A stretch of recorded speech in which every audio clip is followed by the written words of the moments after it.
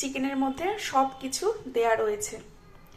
পেঁয়াজ কুচি, পেঁয়াজ, আদা রসুন পেস্ট, তারপরে হচ্ছে তোমার শুকনো লঙ্কার পেস্ট, আর নুন হলুদ, আর একদম খাঁটি ঝাঝালো সর্ষের তেল সব কিছু দিয়ে রেখেছি। এখন এই যে সুন্দর করে ম্যারিনেট করে নেব, তারপরে বসিয়ে দেবো। মানে অন্য দিন তো একরকমভাবে করি, আজকে একটু অন্যরকমভাবে করলাম। মানে এটা অনেক আগে করতাম জানো তো।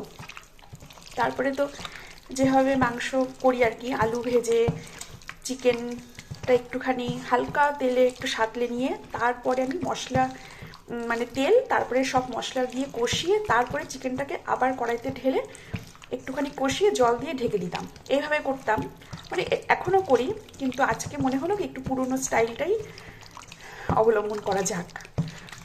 তো সেইভাবেই করছি। এটাকে বলে কি হাতে মাখা মাংস। দারুণ টেস্ট হয় খেতে, সময়টা একটু বেশি লাগে। এই যে এইভাবে আমি কষি, মানে হাত দিয়ে তো ম্যারিনেট করে নিচ্ছি।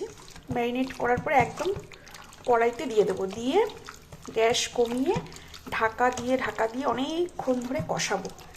কষাতে কষাতে তারপরে গরম জল দিয়ে আলু দিয়ে, ভাজা আলুটা রেখে দিয়েছি, ভাজা আলুটা দিয়ে আর একটু ঢাকবো, তারপরে ব্যাস গরম মশলা অ্যাড করে নামিয়ে নেব। আর এখানে এই যে আলু ভেজে রেখেছি। আলুটা আমি সব কিছুতেই যদিও ভেজেই দিই, তোমরা জানোই। মাছের ঝোল বলো, মাংস বলো, যে কোনো তরি তরকারিতে আমি আলু, এমনি সব সবজি আমি যেগুলো মনে করি যে ভাজার মতো ভেজেই করি।